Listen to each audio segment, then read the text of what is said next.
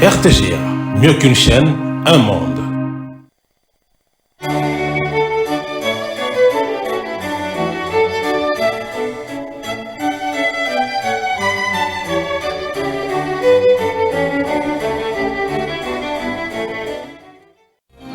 Ce journal vous est offert par Tango Protection. Illico Cash, ma banque mobile.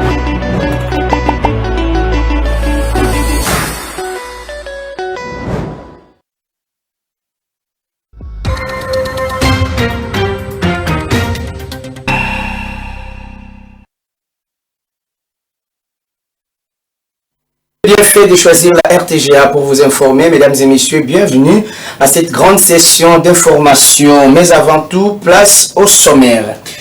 Après Kalemi, le couple présidentiel de la RDC prendra part ce dimanche à Isiro à la célébration eucharistique qui marquera la fin du pèlerinage du 60 ans du décès de la bienheureuse Anoarit Nenga Peta dans la province du Haut-Touélé.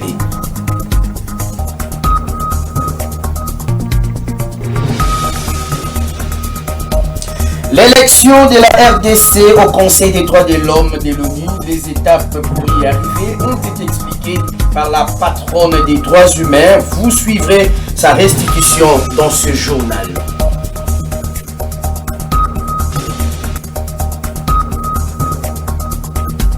Et puis, élection législative à Massimanimba dans la province du Kwilu et à Yakoma dans le sud du Bangui. L'heure est aux séances des mesures de sécurisation de ces scrutins pour la réussite de ces opérations. Voilà tout pour les sommaires. Place au développement.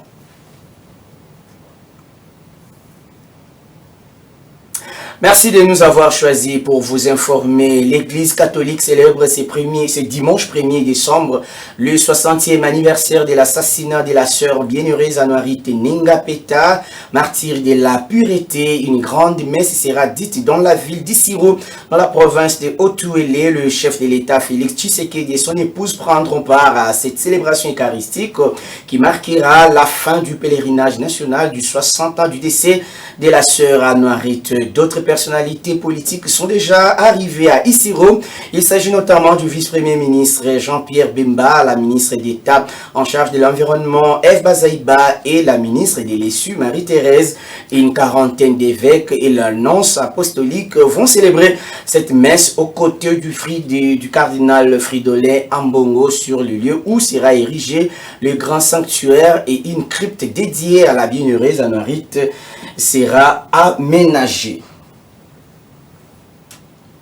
Pendant ce temps, le chef de l'État, Félix Tshisekedi, a dirigé vendredi 29 novembre la 24e réunion du Conseil des ministres du gouvernement souminois à Kalemi. Nous sommes dans la province de Tanganyika. Cette rencontre qui s'inscrit dans le cadre d'une revue hebdomadaire des dossiers cruciaux pour le pays a permis d'aborder plusieurs questions prioritaires pour le développement et la stabilité de la République démocratique du Congo avec une évaluation approfondie de la situation sécuritaire et humanitaire qui prévaut sur l'ensemble du territoire national. Présidée par le chef de l'État Félix Tshisekedi, la 11e session de la conférence des gouverneurs des provinces tenue à Kalemi dans le Tanganyika s'est clôturée le vendredi 29 novembre sur une note de satisfaction. Ces assises de 3 jours, soit du 27 au 29 novembre, ont permis d'aborder plusieurs défis majeurs auxquels font face les entités territoriales, notamment la gestion des conflits communautaires, la mise en œuvre des projets de développement, mais aussi l'amélioration des services publics. C'est ce que nous dit Suzy Kibira Omari dans ce reportage. Suivez. La 11e session de la conférence des gouverneurs a fermé ses portes après 2 jours d'évaluation de la 10e session de la conférence des gouverneurs où les participants se sont focalisés sur le renforcement de la gouvernance des provinces pour assurer la cohésion communautaire, facteur clé de la réussite du programme de développement local des 145 territoires. Les gouverneurs de 26 provinces, aux côtés de leurs experts, bien avant la cérémonie de clôture présidée par le président de la République qui a connu la participation des présidents des assemblées provinciales en vue de leur permettre de collaborer avec les chefs des exécutifs provinciaux pour obtenir la stabilité des institutions des provinces comme facteur de développement. Jacquemaine Chabani-Louko, rapporteur de la conférence des gouverneurs, a rendu public le rapport de la 11e session. Cette commission a formulé les recommandations suivantes.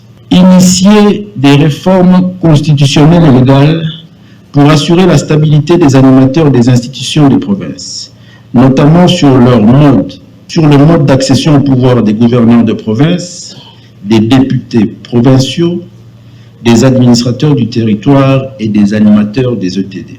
Les gouverneurs des provinces ont été appelés à s'impliquer dans l'avancement du programme de développement local des 145 territoires et à une gouvernance responsable de leur province avec une gestion autonome et efficace des recettes par les entités territoriales décentralisées. Construire et ou parachever les chantiers des infrastructures du PEDEL 145 territoires. D'où la nécessité de tenir 2 sessions de la conférence des gouverneurs de province par année. Le chef de l'État congolais Félix Tshisekedi a à cette occasion annoncé la tenue au mois de juin prochain de la 12e session de la conférence des gouverneurs dans le Lualaba. Toutes les recommandations formulées dans les différentes commissions seront reprises dans les actes de la conférence. On reste toujours au niveau des exécutifs, les administrateurs des territoires des 26 provinces de la RDC, le service de la police nationale congolaise ont reçu des jeeps des marques Land Cruiser et Toyota Fortuner, dont du gouvernement par les billets du ministère de l'Intérieur, une initiative du chef de l'État congolais Félix Tshisekedi qui tient à améliorer les conditions de travail dans les entités territoriales décentralisées. Objectif, assurer une mobilité aux agents de la police nationale congolaise et aux administrations des territoires dans les provinces de la République démocratique du Congo. Images et commentaires. 62 jeeps ont été remises par le gouvernement de la République à la police et aux administrations du territoire du Grand Katanga. Une joie manifestée par la population pour ce geste qui incite à la bonne gouvernance qu'impulse le patron de la territoriale, Jacquemaine Chabani-Louko. Après la remise de 63 jeeps à la Grande Orientale démembrée comme suit la Chopo, l'Ituri, le Haut-Ouélé, Bazouélé, chaque province a bénéficié de 10 jeeps pour la police et 23 pour les administrateurs des territoires de la Grande Orientale. Une initiative du président de la République Félix Antoine Tshisekedi Tshilombo qui a poursuivi ses dotations le vendredi 29 novembre devant le gouvernorat de la ville de Kalemi de manière symbolique où il a remis un total de 62 jeeps de marque Land Cruiser et Toyota Fortuner au vice-premier ministre, ministre de l'Intérieur, Sécurité, Décentralisation et Affaires coutumières, Jacquemaine Chabani-Louko, qui à son tour les a remis aux bénéficiaires. 40 véhicules pour la police des 4 provinces issues du Grand Katanga, 10 pour le Haut Katanga, 10 pour le Lualaba, 10 pour le Tanganyika et 10 pour le Olomami. Engins roulants qui vont faciliter la mobilité de la police dans ces provinces pour remplir correctement et professionnellement leur mission dans la protection des personnes et de leurs biens. Les 12 autres véhicules ont été remis aux administrateurs des territoires du Grand Katanga. Présents sur les lieux, 6 administrateurs des territoires de Nyunzu, Kabalo, Manono, Moba et Kongolo, sans oublier Kalemi, la ville qui a accueilli la 11e session des gouverneurs qui a été gratifiée des véhicules en tant qu'administration. Vous le savez, la mission des Nations Unies pour la stabilisation au Congo, MONUSCO, a totalisé déjà 25 jours, 25 ans plus tôt, jour pour jour, sur les sols congolais. Cette présence de la MONUSCO continue à susciter des réactions. La notabilité du Nord Kivu pense que les réalisations de la MONUSCO ne correspondent pas au nombre d'années qu'elle a passé en République démocratique du Congo. Maître Achille Kapanga, qui l'a dit, précise par ailleurs que pour lui, la mission de la MONUSCO n'est pas fixée selon les réalités sur terrain. Suivez Maître Achille Kapanga, ancien maire de la ville de Beni et notable du Nord Kivu. Il est interrogé par Nana Bwana. Regardez.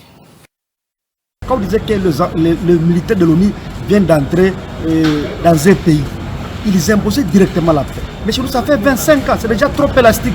Donc la MONUSCO n'a pas pu jouer son rôle.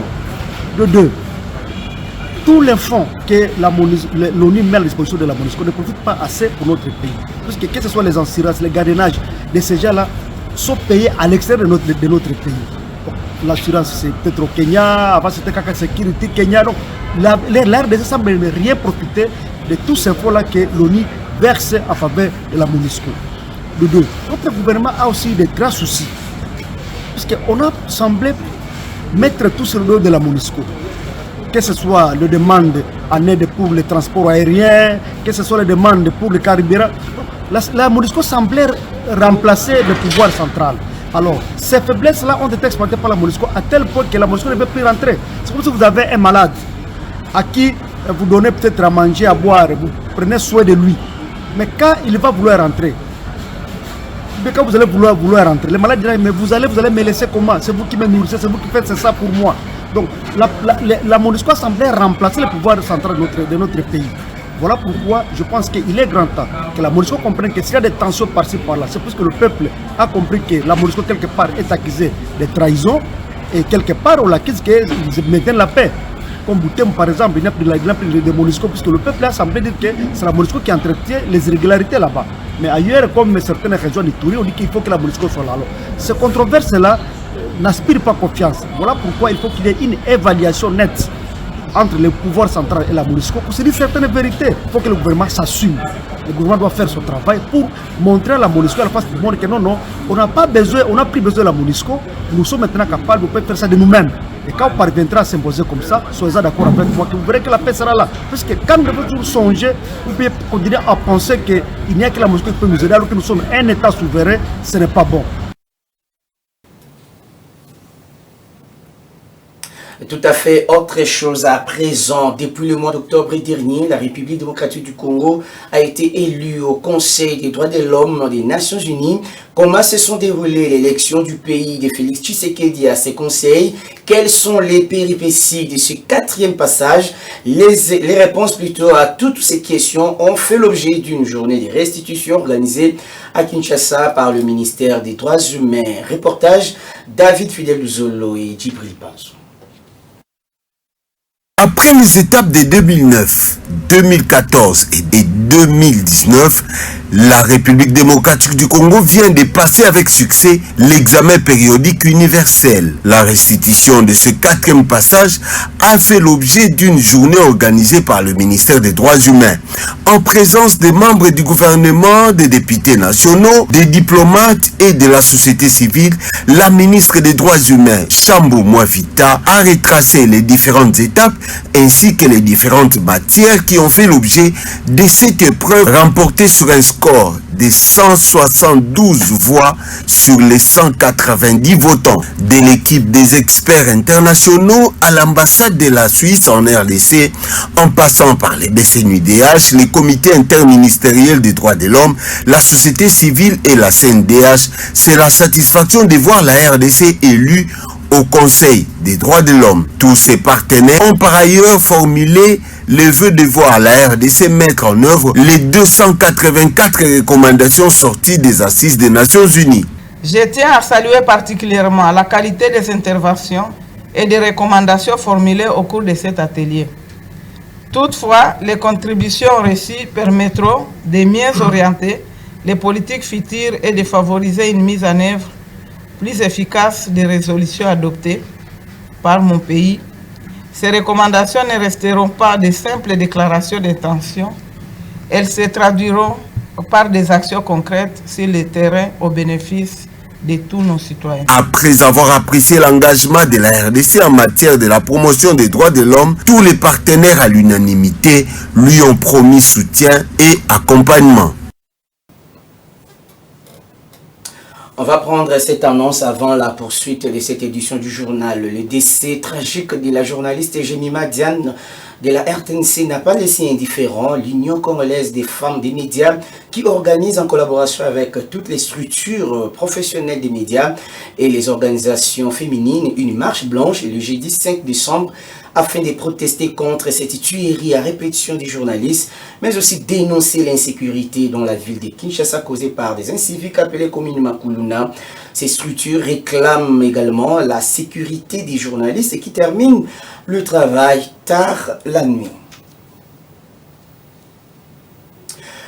Le 15 décembre prochain, les populations des Yakoma dans la province du Sud-Ubangi et des Massimanimba dans le Kwilu seront aux urnes pour élire leurs députés nationaux, provinciaux et les conseillers municipaux. Pour la réussite effective de ces opérations, le comité local des préparations, avec le rapporteur adjoint de la Commission électorale nationale indépendante, a arrêté un certain nombre de mesures de sécurisation des opérations.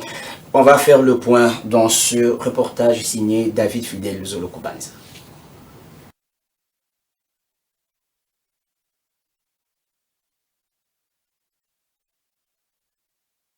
Les responsables de la Commission électorale nationale indépendante et les autorités locales des préparations des élections législatives nationales, provinciales et communales multiplient des rencontres pour garantir une bonne réussite au scrutin du 15 décembre prochain dans les territoires de Massimanimba dans la province du Kwilu. En mission dans cette partie de la RDC, le rapporteur de la centrale électorale Paul Muindo a planifié la tenue de ces élections avec les responsables de la police, de l'ANER, de la DGM et des FRDC. Ensemble, ils ont arrêté un certain nombre de mesures concrètes pour des élections transparentes et apaisées. Nous appelons notre population à tenir ces élections dans un calme pacifique. Et il faudrait également que les candidats ne puissent pas attiser du feu ou être vecteurs de certains troubles dans différents milieux. Nous appelons tous les chefs coutumiers ainsi que tous les acteurs sociaux, qui soient des leaders, de comprendre qu'ils ont un rôle de sensibiliser la population pour les amener à voter dans le calme et dans un climat apaisé. Paul Muindo a ensuite supervisé la partie pratique de la formation des agents électoraux. Avec la machine à voter à l'appui, il a compris les difficultés de certains et les a renforcés en capacité pour un meilleur résultat. Paul Muindo a exhorté les uns et les autres au professionnalisme. Vous êtes les modèles de votre coin. Imposez un comportement exemplaire. Parce que nous n'avons pas besoin que nos matériels soient attaqués. Et elles peuvent être attaquées pourquoi et dans quel contexte? Premièrement, lorsque vous n'arrivez pas à respecter la procédure, lorsque vous n'êtes pas transparent, lorsque vous n'êtes pas équitable, lorsque vous commencez à pactiser avec les candidats qui vous sont familiers. Bien avant, le rapporteur adjoint de la CENI a plébiscité un des agents exemplaires de la CENI en la personne de Mathilde Kampemp, ancienne chef d'antenne qui est aujourd'hui devenue le symbole de la lutte contre la fraude électorale.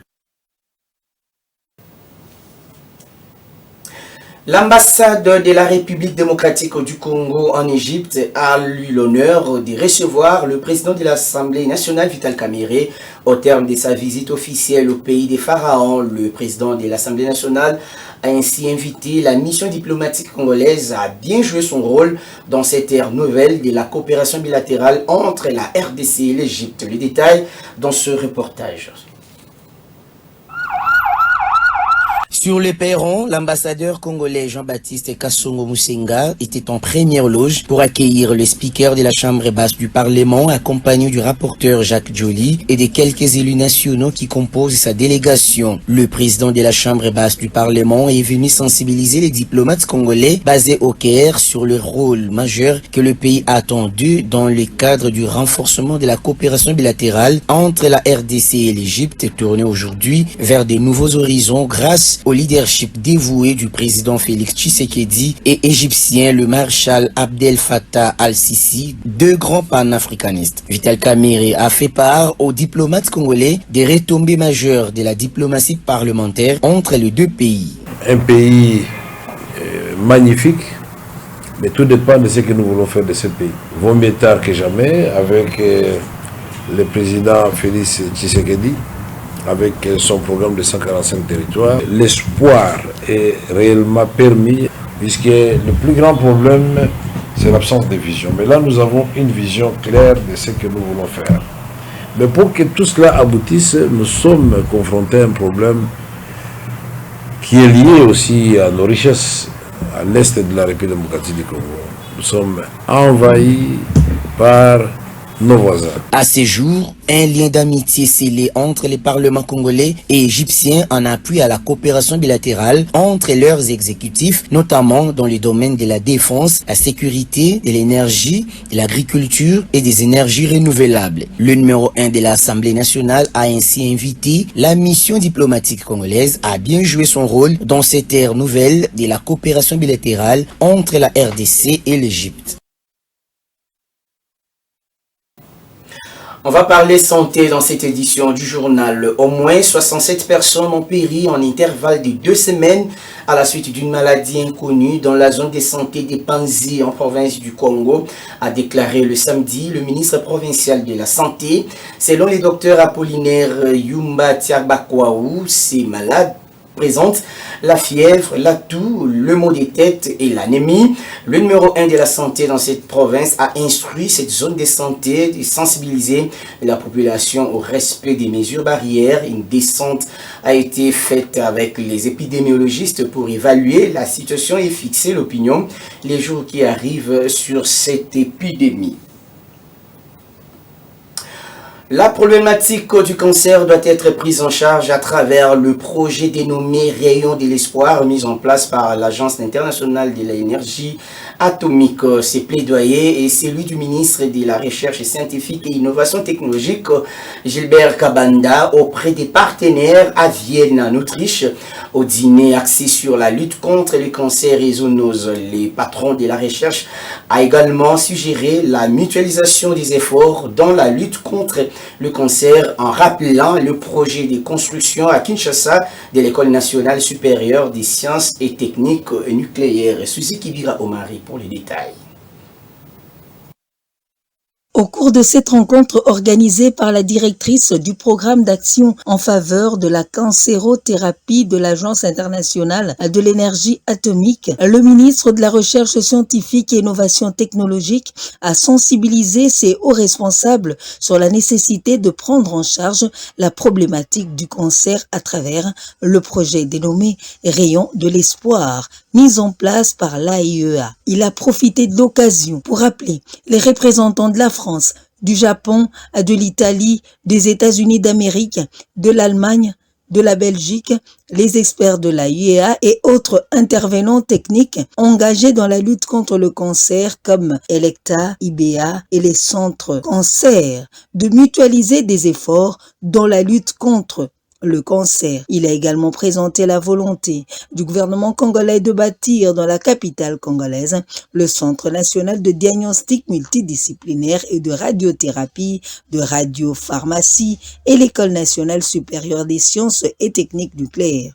Pour rappel, c'est en date du 18 novembre 2023 que le ministre Gilbert Kabanda Kourenga a au nom du gouvernement congolais, posé conjointement avec le directeur général de l'Agence internationale pour l'énergie atomique, Raphaël Mariano Grossi, la première pierre pour la construction de ce centre. De retour au pays pour signaler que le gouvernement provincial du Maniema a lancé l'opération Salongo tous azimuts à Kindu visant à assainir la ville. Corner Katisamba Makubouli, vice-gouverneur, a appelé plutôt les habitants à s'engager activement pour améliorer la salubrité de leur environnement afin que Kindu se distingue comme un modèle de propriété au sein du Maniema. Les travaux d'assainissement se dérouleront chaque mercredi de 6h à 7h selon les directives du gouverneur. Roger Ebolinda Nzenga nous signe ce reportage. Super. L'honorable Corneille Katisamba, vice-gouverneur et gouverneur de la province du Maniema, décrète l'opération de la salubrité pour l'assainissement de la ville de Kindu. Chaque mercredi, tout citoyen habitant la province du Maniema, spécialement à Kindu, doit consacrer 1 heure du temps à partir de 7 heures pour assainir son environnement. Cette mesure concerne tout le monde et sans aucune exception, a dit le gouverneur de province à l'intérim, Corneille Katisamba Makubouli. L'objectif, c'est de rendre d'abord la ville de Kindu les coins le plus propre de la RD Congo, comme ce fut le cas avec la ville la plus propre d'Isaïe ou de Rez Mémoire, du maréchal Mobutu Sese Seko Kukungwendu Azabanga. Notre objectif d'abord, c'est assainir d'abord l'environnement et empêcher notre population aussi avoir des maladies là. Avoir des maladies. D'abord, notre vision, ça entre d'abord dans le cadre de la vision des chefs de l'État. Tout ce que nous sommes en train de faire, c'est pour d'abord la vision de Félix Tshisekedi Tshilombo. Notre vision que notre province Maniema soit la ville la plus propre. Depuis Kindu, Roger Ebouli Ndanzenga pour la RTGA. C'est sur ce reportage de la ville de Kindu que nous bouclons cette édition du journal. Voici le rappel des titres. Après Kalemi, le couple présidentiel de la RDC prendra part ce dimanche à Isiro à la célébration eucharistique qui marquera la fin du pèlerinage du 60 ans du décès de la bienheureuse Anouarit Ninga Peta. Nous sommes dans la province du Haut-Touélé.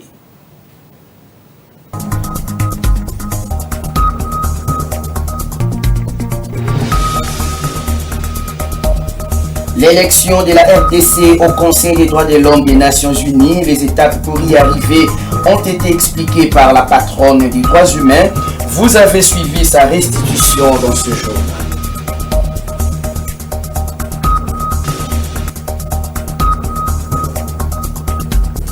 Élection législative à Massimanima dans le Kwilu et à Yakoma dans le Sud-Bangui, l'heure est aux mesures de sécurisation de ces scrutins pour la réussite de ces opérations.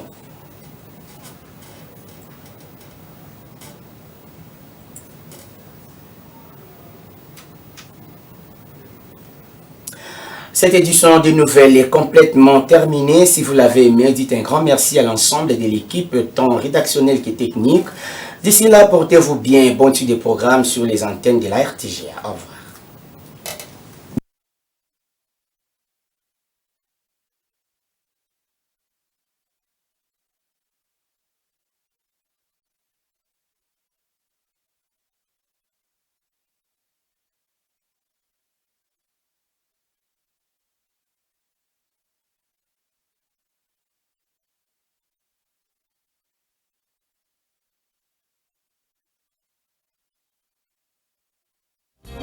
Ce journal vous a été offert par Tango Protection. Illico Cash, ma banque mobile.